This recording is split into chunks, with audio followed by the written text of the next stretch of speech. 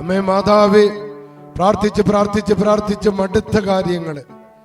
ബന്ധനം വിട്ടുമാറാത്തതിൽ നിരാശപ്പെട്ടിരിക്കുന്ന കാര്യങ്ങള്, അവരെ എല്ലാ കടങ്ങള്, സ്ഥലക്കച്ചവട തടസ്സങ്ങള്, ഒരു ഭവനത്തിന് വേണ്ടി ആഗ്രഹിച്ച് പ്രാർത്ഥിച്ച് മടുത്ത മക്കള്, കുഞ്ഞിന്റെ സ്വഭാവ രൂപീകരണം നടക്കാൻ വേണ്ടി പ്രാർത്ഥിച്ച് മടുത്ത മക്കള്,